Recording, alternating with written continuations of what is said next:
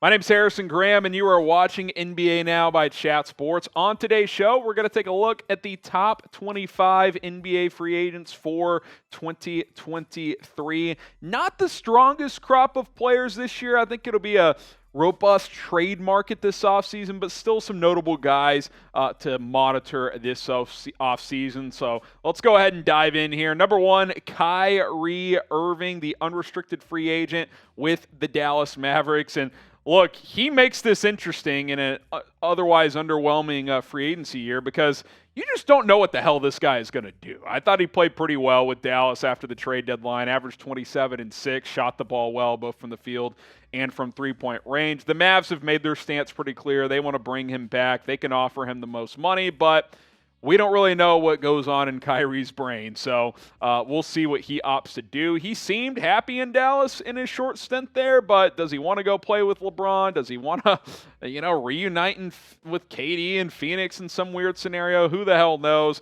Kyrie is obviously the top name to watch. The second name to watch is James Harden, who I want to give Harden some credit. While he's a headache at times on the floor, I thought he bounced back pretty nicely this year from a couple of down years. A lot of us thought he was cooked after last season, and he played pretty well. Now, he had a couple of duds in that Eastern Conference second-round series against Boston, but they don't get to Game 7 without him. He dropped 42 in that Game 1 win without Joel Embiid, had a couple of other big games as well. Certainly had some bad games in there, but he did enough to get paid. He's got a player option, but he's expected to opt out. The Houston Rockets expected to be linked to bring him back. Philadelphia should be in the mix as well.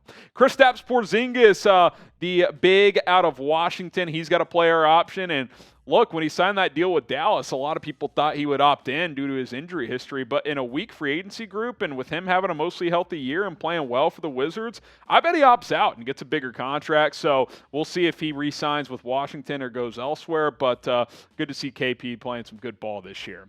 Draymond Green, a really interesting one. Does he opt in to his player option? I actually think that could happen with the Golden State Warriors. What happens now that Bob Myers has exited? Draymond Green said on his podcast recently, if Bob Myers isn't here, I may not be here. So that's something to keep in mind as well.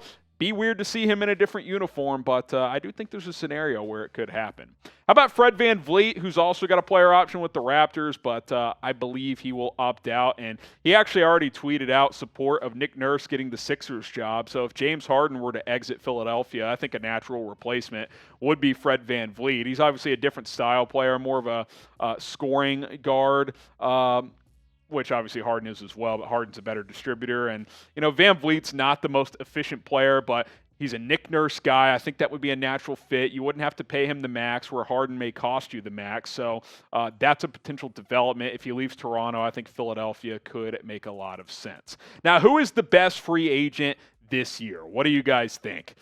Best player on the market? I think it's Kyrie. You could argue Harden, you could argue a couple other guys, but even though Kyrie comes with off-the-court headaches you'd rather not deal with, it's still a 25, 30-point scorer who can go for 50 at any given night. So I would lean him. Let me know what you guys think. Best free agent this year.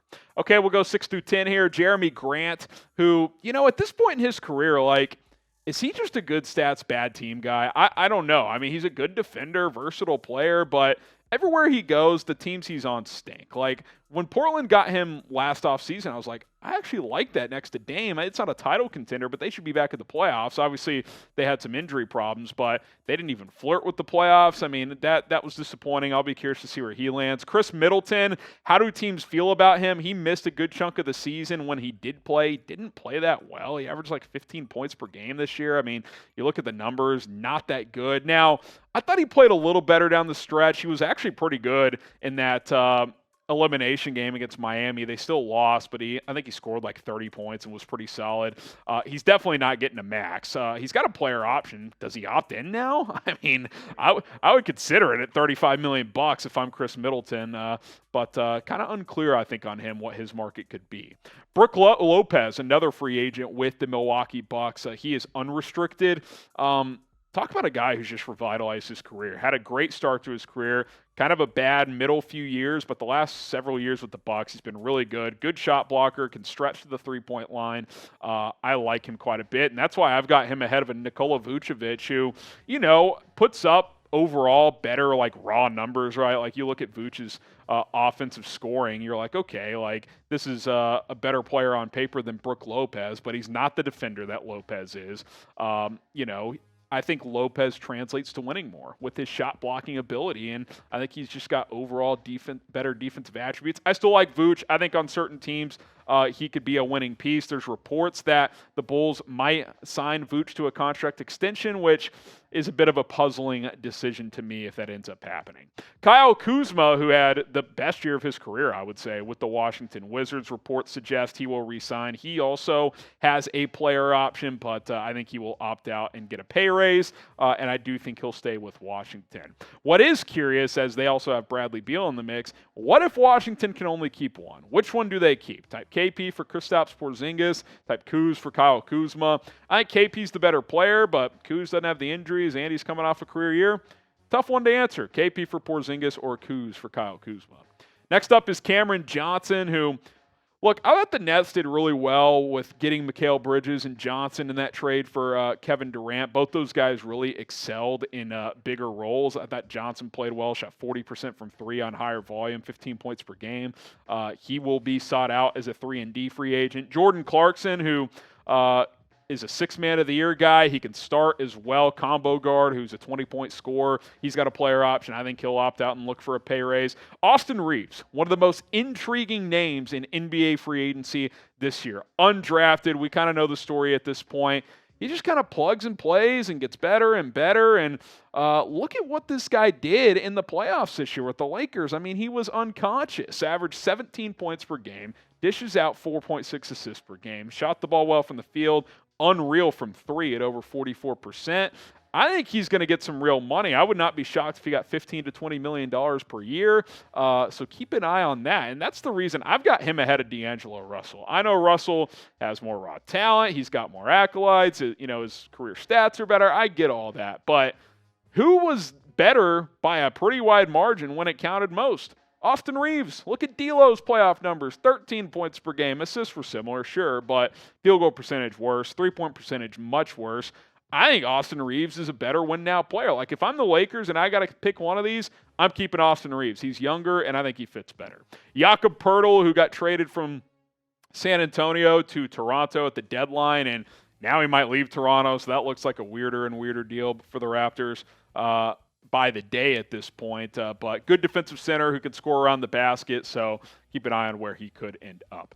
By the way, with Austin Reeves, restricted free agent, so the Lakers can match. If you want NBA coverage all year long, join the family here at Chat Sports. We got the latest NBA news, rumors, finals coverage, every single finals game. We're going to be live here on the channel, so join us for that. It's youtube.com/chatsportstv.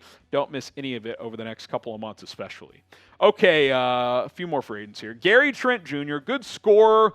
Has he flatlined as a player? We'll see. He's got a player option. I'll be curious to see if he opts in or opts out. Harrison Barnes, who, what I like about Barnes is he understands his role. If I'm Sacramento, I'm trying to bring him back. He's, 13 to 15 points. He can stretch the three-point line. Good defender. I think he's a winning piece. Russell Westbrook. Look, I've said this for a couple years. If he's willing to embrace a super six-man role for not a massive contract, I think he can be effective. I like how he was playing with the Lakers earlier in the year. I really liked how he played with the Clippers. I mean, when Kawhi and Paul George weren't available due to injuries, Russell Westbrook was playing his ass off in the playoffs. So, listen, if it's for a less than $20 million per year type of contract, I think he's got value. Josh Hart expected to opt out of his player option. Tried to combine opt out and player option there. I think he'll opt out, get a little bit of a pay raise, stay with the New York Knicks. I think that is expected for him. How much money will Josh Hart get on the open market? 15 mil? 18? Could he flirt with 20? I'm thinking like 3 years and 51 million, 17 a year. I could see something in that range. What do you guys think? Good defender that can play really the 2 through 4 on both sides of the floor. Are you a real one? If you're a subscriber to Chat Sports, that makes you a real one. So get yourself a real one t-shirt. Represent wherever you hang wherever you live with the Real One shirt. We got black shirts, red, blue, pretty much every color known to man. Purple as well. Check these out today in all sizes. Chatsports.com/Real One. That link is in the comments and in the description. Click and shop today. Get yourself a Real One Chat Sports t-shirt. How about Bruce Brown, who's earned himself some money during the NBA playoffs? He's kind of served as the top benchman for Denver. First player off the bench type of role there.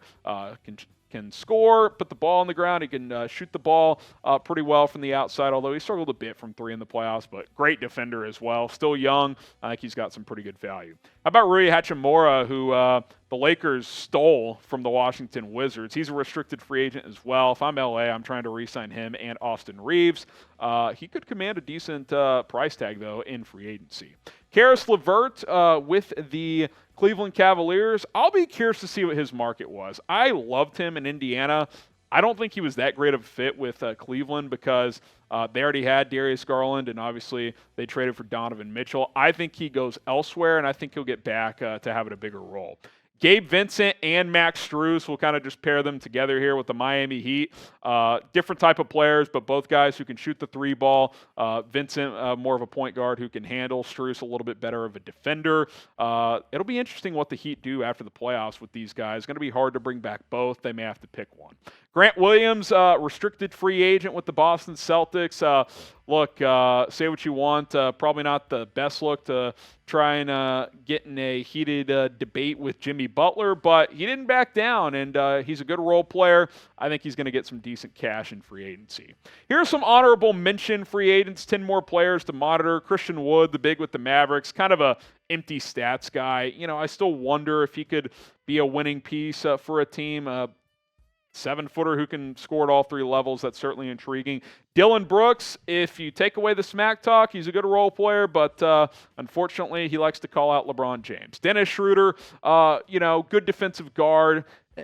Decent enough offensive player. I think he's kind of a mid-level type of guy. Naz Reid, decent center. He's out there. Kelly Oubre, 30K Oubre. Maybe he returns to the Warriors. Real ones no. PJ Washington with the Hornets. He's restricted, so we'll see what happens there. Dante DiVincenzo has a player option. Does he opt in? Does he opt out? You got Malik Beasley, Kenyon Martin Jr., and Matisse Thybulle, a couple of other players as well. So few guys on the open market to monitor. Okay, let us know who your favorite team is and who you want them to sign. Like, for example, I'm a Mavs fan. I would like to see them sign Kyrie Irving back, because if not, that trade was a disaster. So let me know who you would like to see your favorite team sign in free agency, and of course, drop your favorite team in the comments section. Hit that sub button. Our coverage is just beginning with the offseason upon us, although we still have NBA Finals coverage as well, so don't miss out on any of it.